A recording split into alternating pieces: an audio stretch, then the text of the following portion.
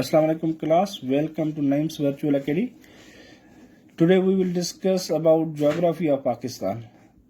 So जो geography जेको सो important topic अथव उन मां तक़रीबन 5-6 MCQs ईंदा आहिनि. ठीकु आहे. geography में असां छा पढ़ंदासीं? geography में असां पढ़ंदासीं rotation of earth जे बारे में, rotation of earth, revolution of earth,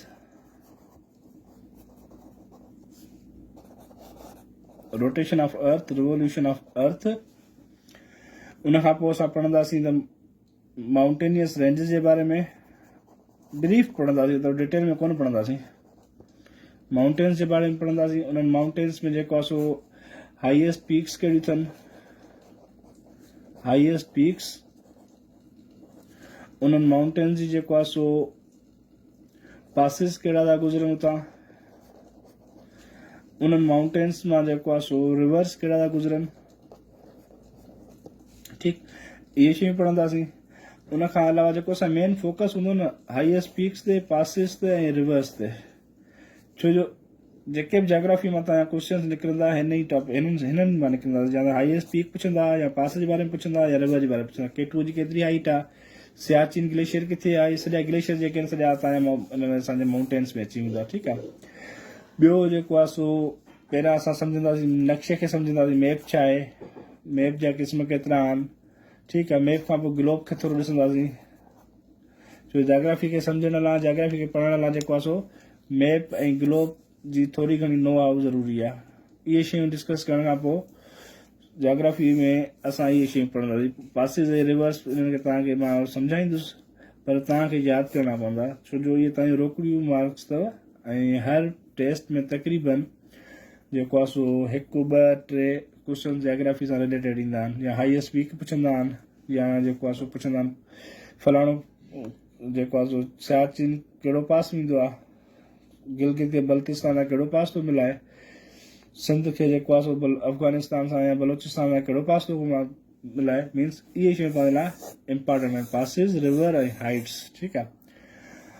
त पोइ बिस्मिल्लाह कयूं, असां जोग्राफी खां शुरू कयूं. सभ खां पहिरियां जोग्राफी खे डिफाइन थी कयूं तव्हां. हाउ विल यू डिफाइन जोग्राफी? ठीकु आहे. जोग्राफी खे डिफाइन करण लाइ सिंपल तव्हांखे जोग्राफी जेको आहे ॿिनि लफ़्ज़नि जो कॉम्बिनेशन आहे. हिकिड़ो लफ़्ज़ थी वियो तव्हांजो जियो. जियो मतिलबु तव्हांजी थी वई, जियो मतिलबु अर्थ. ठीकु आहे. ॿियो तव्हांजो थी वियो ग्राफी या ग्राफ. ग्राफी मतिलबु स्टडी या डिस्क्रिप्शन. स्टडी या डिस्क्रिप्शन. हाणे हिननि लफ़्ज़नि मां तव्हां जेको आहे जोग्राफी खे इज़ीली डिफाइन करे सघो था. Geography is the study of Geography is the study of earth.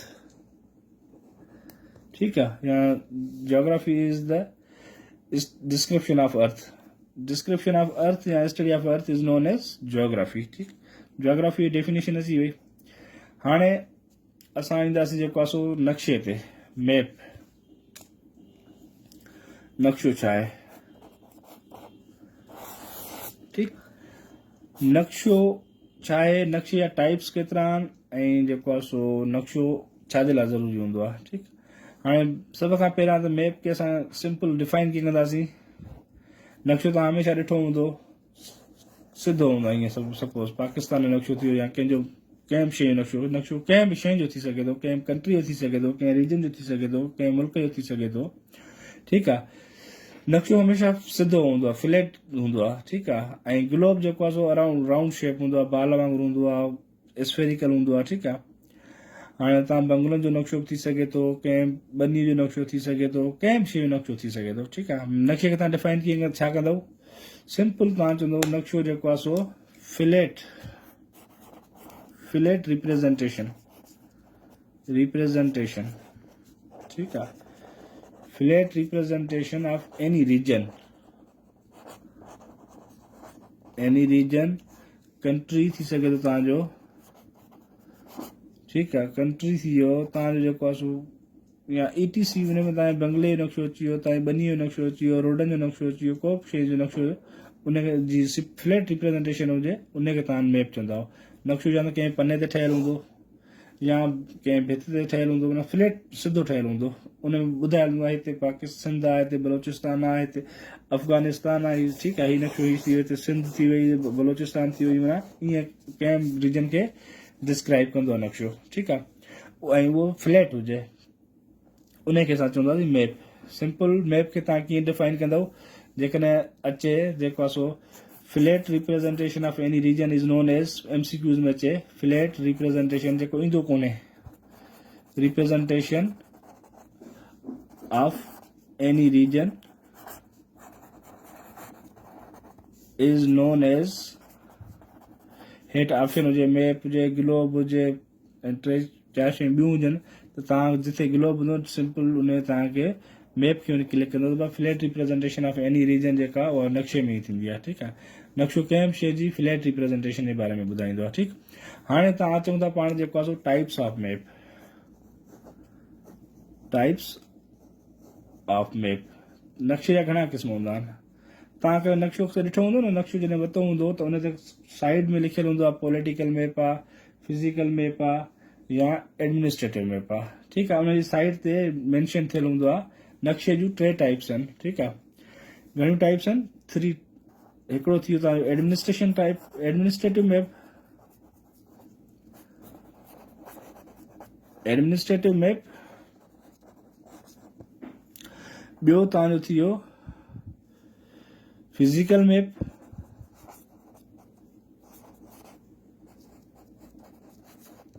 ऐं नंबर 3 ते तव्हांजो थी वियो पॉलिटिकल मैप,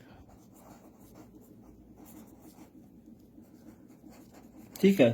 जेकॾहिं तव्हां वटि को सुवाल अचे त भाउ नक्शे जा घणा क़िस्म आहिनि, तव्हां सिंपल चवंदो नक्शे जा 3 क़िस्म आहिनि। हिकिड़ो तव्हांजो एडमिनिस्ट्रेटिव मैप आहे, ॿियो तव्हांजो फिजिकल मैप आहे, ऐं ॿियो तव्हांजो थी वियो पॉलिटिकल मैप।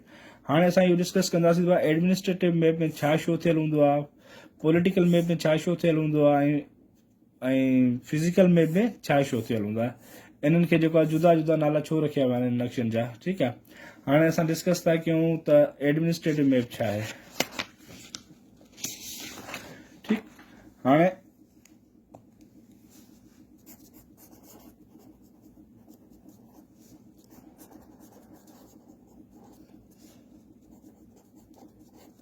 हे मां जेको आहे तव्हांखे नोट्स वग़ैरह कोन थो ॾियां, मां जस्ट लाइक जीअं वाइट बोर्ड ते लिखिबो आहे ईअं थो लिखां, मां सिधो लाइनुनि में नथो लिखां, जस्ट लाइक मां पेपर खे वाइट बोर्ड वांगुरु यूज़ थो कयां, ठीकु आहे। इन ते जेको आहे तव्हां जस्ट तव्हांखे सम्झाइण जा, बाक़ी हैंडआउट्स मां तव्हांखे जेको आहे PDF फॉर्म में मोकिलींदो आहियां, सर वारनि खे ॾींदो आहियां, ठीकु आहे।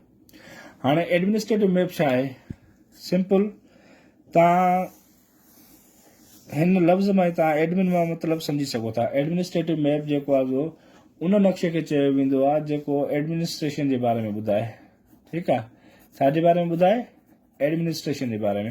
हाणे एडमिनिस्ट्रेशन में छा थो अची वञे, एडमिनिस्ट्रेशन में उहो नक्शो अची वेंदो, उहे शयूं अची वेंदियूं, तव्हांजो जेको नक्शो हूंदो उन में उहे शयूं मैंशन हूंदियूं त भाउ हिन जाइ ते जेको आहे तव्हांजी एडमिनिस्ट्रेशन आहे, हिते तव्हांजी DC ऑफिस आहे, हिते तव्हांजी कमिश्नर ऑफिस आहे, हिते तव्हांजो तहसील हेडक्वार्टर आहे, हिते तव्हांजो तालुका हेडक्वार्टर आहे, हिते तव्हांजो सिविल हॉस्पिटल आहे, हिते तव्हांजो रेलवे स्टेशन आहे, हिते तव्हांजो कमिश्नरी ऑफिस आहे। इहे जेके बि एडमिनिस्ट्रेशन सां रिलेटेड शयूं हूंदियूं उहे तव्हांजो नक्शो जेको आहे सो एडमिनिस्ट्रेटिव नक्शो शो कंदो, ठीकु आहे। सिंपल तव्हां हिनखे ईअं डिफाइन करे सघो था त administrative map shows the administrative divisions, ठीकु आहे। एडमिनिस्ट्रेटिव डिवीजन्स, ठीकु आहे। Administrative divisions of any region या एनी थिंग, कुझु बि तव्हां चई सघो था। जंहिं बि नक्शे में तव्हांजे एडमिनिस्ट्रेशन डिवीजन्स जे बारे में ॿुधायल हुजे तव्हां उनखे सिंपल छा चवंदो, इहो नक्शो असांजो जेको आहे एडमिनिस्ट्रेटिव मैप आहे। उन में तव्हांजो DC ऑफिस थी वियो, तव्हांजो रेलवे स्टेशन थी विया, तव्हांजो हॉस्पिटल्स थी वियूं, या तव्हांजो टाउन कमेटीज़ थी वियूं, तव्हांजी म्यूनिसिपल कम्यूनिटीज़ थी वियूं, जेके बि तव्हांजो एडमिन सां रिलेटेड शयूं आहिनि उहे सॼियूं तव्हांजो एडमिनिस्ट्रेटिव मैप में शो हूंदियूं आहिनि, ठीकु आहे। माना बोल्ड थियल हूंदो त भाई हिते हॉस्पिटल आहे हीअं निशान हूंदो, हिते रेलवे ट्रैक आहे हीअं निशान हूंदो, ठीकु आहे। हिते ही फलाणी शइ आहे, बेड आहे, ईअं शयूं तव्हांजे उन नक्शे में मैंशन थियल हूंदियूं आहिनि, ठीकु आहे। हाणे पाण अचूं था जेको आहे सो ॿियो जेको आहे फिज़िकल मैप हुयो, फिज़िकल मैप। हाणे फिज़िकल मैप खे सम्झण लाइ तव्हांखे सिंपल जेको आहे सो एॾो को फासी कोन्हे हिन में, तव्हां सिंपल हिन मां सम्झंदो फिज़िक्स छा आहे, ठीकु। सिंपल फिज़िकल मैप जेको आहे सो कंहिं बि शइ जी फिज़िक्स जे बारे में ॿुधाईंदो आहे, ठीकु आहे। कंहिं बि शइ जी फिज़िक्स, सपोज को इंसान आहे, उनजी फिज़िक्स में छा थो अची वञे, मथो अथसि, वार अथसि, टंगू अथसि, हथ अथसि, ॿाहूं अथसि, फलाणियूं शयूं, इहे जेको आहे माण्हू जी या इंसान जी फिज़िक्स में थो अची वञे। अहिड़ी तरह फिज़िकल मैप जेको आहे कंहिं बि रीजन जे बारे में फिज़िकल डिवीजन्स जे बारे में ॿुधाईंदो आहे, ठीकु आहे। Physical divisions of any region are shown in physical map। कंहिं बि रीजन जो जेको आहे सो फिज़िकल शयूं जेके आहिनि, कंहिं बि रीजन जी फिज़िक्स जे बारे में फिज़िकल मैप जे बारे में फिज़िकल मैप में शो हूंदियूं आहिनि। सपोज हाणे पाकिस्तान जो फिज़िकल मैप जेको हूंदो उहो तव्हांखे ॿुधाईंदो पाकिस्तान जी फिज़िक्स जे बारे में, त हिते पहाड़ कहिड़ी जाइ ते आहिनि पाकिस्तान में, जबल कहिड़ी जाइ ते आहिनि पाकिस्तान में, हिते कहिड़ो रोड थो गुज़रे, हितां कहिड़ो मोटरवे थो गुज़रे, हिते जेको आहे इंडस प्लेन आहे, ठीकु, हिते जेको आहे सो फलाणो दरियाव आहे, हिते जेको आहे सो माउंटेन जेको आहे सो पासिस आहिनि, हितां ताईं आबशार था गुज़रनि। इन सॼी फिज़िक्स जे बारे में जेको तव्हांखे नक्शो ॿुधाईंदो पाकिस्तान जी फिज़िक्स जे बारे में, उनखे तव्हां चवंदो फिज़िकल मैप, ठीकु आहे। सिंपल तव्हां हिनखे ईअं डिफाइन करे सघो था, physical map shows the physical divisions. कंहिं बि रीजन जी फिज़िकल डिवीजन्स जे बारे में जेका शइ ॿुधाए उनखे फिज़िकल मैप चयो वेंदो आहे, ठीकु आहे। फिज़िकल मैप सिंपल फिज़िक्स जे बारे में ॿुधाईंदो आहे, कंहिं बि रीजन जी फिज़िक्स जे बारे में ॿुधाईंदो आहे, ठीकु। उन में तव्हां प्लेटोज़ अची विया, प्लेन एरियाज़ अची विया, जेके बि शयूं हूंदियूं उहे फिज़िकल मैप में ईंदियूं। हाणे थो अचे तव्हांजो पॉलिटिकल मैप छा आहे, व्हाट इज़ पॉलिटिकल मैप, ठीकु। पॉलिटिकल मैप, एडमिनिस्ट्रेटिव मैप तव्हांजे एडमिनिस्ट्रेटिव डिवीजन्स जे बारे में ॿुधाईंदो, फिज़िकल मैप तव्हांजे फिज़िकल डिवीजन्स जे बारे में ॿुधाईंदो, ऐं पॉलिटिकल मैप जेको हूंदो उहो तव्हांजी पॉलिटिकल डिवीजन्स ॿुधाईंदो। हाणे कीअं ॿुधाईंदो पॉलिटिकल डिवीजन्स, सपोज ही तव्हांजो पाकिस्तान आहे, ही पाकिस्तान आहे, पाकिस्तान में ही साईं पंजाब आहे, ही सिंध आहे, ही बलोचिस्तान आहे, ही KPK आहे, ही कश्मीर आहे, ऐं ही गिलगित बल्तिस्तान आहे। ही डिफरेंट जेको आहे पाकिस्तान जो डिवीजन्स आहिनि, एडमिनिस्ट्रेटिव डिवीजन्स आहिनि, ठीकु आहे। एडमिनिस्ट्रेटिव सॉरी हिकिड़ी ॻाल्हि एडमिनिस्ट्रेटिव मैप में तव्हांखे ॿुधाइण विसरी वई, त एडमिनिस्ट्रेटिव मैप जेको आहे सभु उन डिवीजन्स जे बारे में ॿुधाईंदो। सपोज डिवीज़न आहे, सखर डिवीज़न आहे, सखर डिवीज़न में घणा डिस्ट्रिक्ट था अची वञनि, उन्हनि डिस्ट्रिक्ट हर डिस्ट्रिक्ट में केतिरी तहसील आहे, उन तहसील में जेको आहे सो तालका हॉस्पिटल आहे, पुलिस स्टेशन आहे, पोस्ट ऑफिस आहे, उहे सॼियूं शयूं तव्हांजी उन में हूंदियूं आहिनि, उन में सॉरी एडमिनिस्ट्रेटिव मैप में, ठीकु आहे। हाणे जेको पॉलिटिकल मैप आहे त पाकिस्तान में या विद इन द कंट्री ऐं ॿियो विद नेबरिंग कंट्रीज़, जंहिं कंट्री सां तव्हांजा बॉर्डर्स मिलनि था उन्हनि जे बारे में तव्हांखे जेको आहे सो पॉलिटिकल मैप ॿुधाईंदो आहे। सपोज हाणे सिंध जो पंजाब सां बॉर्डर मिले थो, इहे ॿुधाईंदा हिन बॉर्डर खे सपोज पंजनद चइबो आहे, ही साईं जेको आहे सो तव्हां वारो जेको घोटकी खां अॻियां आहे रहीम यार ख़ान सादकाबाद वारो बॉर्डर आहे, ही साईं अफ़गानिस्तान खे सेपरेट थो करे।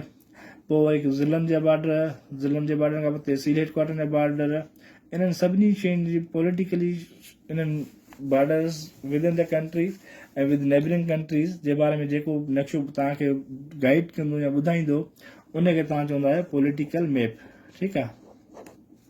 पॉलिटिकल मैप सिंपल नक्शो छा आहे, इहे तव्हांजो इंट्रोडक्टरी क्लास आहे, ऐं हिन में तव्हांखे नक्शे जे बारे में ख़बर हुजणु खपे। तव्हांखे सपोज कंहिं शइ जो नक्शो मिले त उन में तव्हां कंहिं शइ खे लोकेट कीअं कंदव, उहे शयूं तव्हांखे ज़रूरु आहिनि, त पहिरियां तव्हांखे नक्शे जी ख़बर हुजे नक्शो छा आहे। हाणे असां मैप जे बारे में पढ़ियोसीं, मैप छा आहे, ठीकु आहे। मैप छा आहे, फ्लैट रिप्रेज़ेंटेशन आहे, flat representation of any region is known as map, ठीक आहे। ऐं मैप जा टाइप्स केतिरियूं टाइप्स आहिनि मैप जूं? There are 3 types of map, ठीक आहे। मैप जा 3 क़िस्म आहिनि। हिकिड़ो थी वियो तव्हांजो एडमिनिस्ट्रेटिव मैप, ॿियो तव्हांजो थी वियो फिज़िकल मैप, टियों तव्हांजो थी वियो पॉलिटिकल मैप। सिंपल तव्हां हिनखे डिफाइन कंदो। Administrative map shows administrative divisions, ठीक आहे। उन में तव्हांजी यूनियन काउंसिलूं, तहसील काउंसिलूं, डिवीज़नूं, ज़िला, उन्हनि जे बारे में जेके बि आहिनि हॉस्पिटलूं, पुलिस स्टेशनूं, सभु उन में तव्हां एडमिनिस्ट्रेटिव मैप में शो थियल हूंदियूं। फिज़िकल मैप कंहिं बि शइ जी फिज़िक जे बारे में ॿुधाईंदो, ठीकु आहे। जीअं माण्हू जी फिज़िक जे बारे में तव्हांखे ख़बर आहे, हीउ मथो आहे, हीउ कन आहिनि, हेॾां ॿ आहिनि, हीउ टंगूं आहिनि, पेर आहिनि। अहिड़ी तरह पाकिस्तान जी फिज़िक जे बारे में जेको नक्शो ॿुधाईंदो तव्हां उनखे फिज़िकल मैप चवंदो। माना पाकिस्तान जे बारे में ॿुधाईंदो, हिते पहाड़ आहिनि, हितां दरियाउ थो गुज़रे, हिते प्लेटूज़ आहिनि, हिते प्लेन एरियाज़ आहिनि, हीअ साईं रावी रिवर आहे, हीअ जेको आहे सो हिते केटू आहे, केटू जी जेको आहे सो गॾु साईं हिमालयाज़ आहिनि, जेको आहे कराक्रम आहे, हीअ फलाणो कराक्रम हाईवे थो निकिरे, हीअ टोची पास थो निकिरे, गोमल पास थो निकिरे, डिफरेंट पासिस वग़ैरह हर शइ जेको आहे सो उन तव्हांजे मैप में शो थियल हूंदियूं आहिनि, ठीकु आहे। इहो तव्हांजो थी वियो सिंपल जेको आहे सो नक्शे जे बारे में। हाणे नक्शो सम्झण खां पोइ जेको आहे ॿियो जेको इम्पॉर्टेंट टॉपिक आहे जियोग्राफी में, उन मां हिकु सुवालु ईंदो अथव, तक़रीबन ईंदो अथव, ग्लोब, ठीकु आहे। छा? ग्लोब। हाणे नक्शो ऐं ग्लोब आहे ॻाल्हि साॻी। नक्शो बि जेको आहे सो तव्हांजी रिप्रेज़ेंटेशन मां कंहिं बि रीजन जी, ग्लोब बि रिप्रेज़ेंटेशन हूंदी आहे वर्ल्ड जी, ठीकु आहे। नक्शो कंहिं बि रीजन जो थींदो आहे, कंहिं मुल्क जो थींदो आहे, कंहिं सूबे जो थींदो आहे, कंहिं एरिया जो थींदो आहे, कंहिं तालुके जो थींदो आहे, ठीकु आहे। कंहिं टाउन जो नक्शो थींदो आहे, कंहिं कॉलोनी जो नक्शो थींदो आहे, पर जेको ग्लोब हूंदो आहे उन में सॼी दुनिया जी रिप्रेज़ेंटेशन हूंदी आहे। जेका बि तव्हांजी यूनिवर्स आहे, जेका बि तव्हांजी दुनिया जा मुल्क आहिनि, उहे सॼा मुल्क जेको आहे तव्हांजे ग्लोब में रिप्रेज़ेंटेशन थियल हूंदी आहे, ठीकु। हाणे ग्लोब इंशाअल्लाह नेक्स्ट क्लास में पढ़ंदासीं। त नक्शो तव्हांजो क्लियर थी वियो। नक्शो छा आहे, मैप छा आहे? फ्लैट रिप्रेज़ेंटेशन, कंहिं बि शइ जी सिधी रिप्रेज़ेंटेशन। सपोज हीअ आहे तव्हांजो नक्शो आहे, सिधो ठहियलु आहे, हिते ठहियलु आहे भाई हीअ सिंध आहे, हीअ पंजाब आहे, हीअ अफ़गानिस्तान आहे, हीअ फलाणो आहे, हीअ फलाणो आहे, हीअ तव्हांजी फ्लैट रिप्रेज़ेंटेशन कंहिं बि रीजन जी खे तव्हां नक्शो चवंदा आहियो, ठीकु आहे। ऐं जेको आहे सो नक्शे जा घणा टाइप्स आहिनि? नक्शे जा 3 टाइप्स आहिनि। हिकिड़ो पॉलिटिकल एडमिनिस्ट्रेटिव मैप थी वियो, ॿियो तव्हांजो पॉलिटिकल मैप थी वियो, फिज़िकल मैप थी वियो। एडमिनिस्ट्रेटिव मैप एडमिनिस्ट्रेशन जे बारे में ॿुधाईंदो, पॉलिटिकल मैप तव्हांखे बॉर्डरनि जे बारे में ॿुधाईंदो आहे। सिंध जो पंजाब सां एतिरो बॉर्डर आहे, पंजाब खे जेको आहे सो जेको बॉर्डर जुदा कंदो हुनखे फलाणो चइबो आहे। कोट मिठण वटां जेको आहे सो तव्हांजो लोअर इंडस फिल्म थो शुरू थिए, हे साईं खेरपुर ऐं सखर जे विच ते बॉर्डर आहे। इहे सॼियूं शयूं तव्हांजो जेको आहे पॉलिटिकल मैप में शो थियल हूंदियूं आहिनि। ऐं कंहिं बि मुल्क जी फिज़िक जे बारे में जेको तव्हां नक्शो ॿुधाईंदो आहे, भाउ हिन पाकिस्तान जी फिज़िक में ही शयूं आहिनि, उनखे तव्हां सिंपल फिज़िकल मैप चवंदा आहियो, ठीकु आहे। चलो इंशाल्लाह नेक्स्ट क्लास में असां पढ़ंदासीं ग्लोब जे बारे में। ग्लोब में पढ़ंदासीं त ग्लोब छा आहे, ग्लोब में कहिड़ियूं शयूं हूंदियूं आहिनि, उन खां पोइ रोटेशन ऐं रेवोल्यूशन स्टार्ट कंदासीं, ठीकु। ऐं हिकु टॉपिक जोग्राफी जो मां चवंदो 2-3 लेक्चर्स में जोग्राफी जे बारे में तव्हांखे इंपॉर्टेंट शयूं ॿुधाए छॾियां। सो जोग्राफी मां पासिस मां, रेंजिस मां, ऐं जेको आहे सो रिवर्स मां, ऐं मैप मां, ऐं इन लोकेशन वग़ैरह मां 2 MCQs तव्हां ईंदो आहे। जेकर सपोज तव्हांजो पेपर 50 क्वेश्चन जो आहे त हिकु सुवालु तव्हांजो 2 मार्कुनि जो हूंदो, ठीकु आहे। ऐं जोग्राफी मां जेकॾहिं तव्हांजा 3 सुवाल बचनि था, तव्हांखे 6 मार्क्स आहिनि, ऐं उहे 6 मार्क्स तव्हांखे एनी हाउ खणणियूं आहिनि, हेॾे होॾे छो वञनि, ठीकु आहे। सो नंढियूं शयूं आहिनि, उन ते तव्हां फोकस कयो। इंशाल्लाह जेको आहे सो तव्हां काफ़ी सारो सुठो परफॉर्म करे वेंदो। इंशाल्लाह नेक्स्ट क्लास में मिलंदासीं। ओसि ताईं ख़ुदा हाफ़िज़।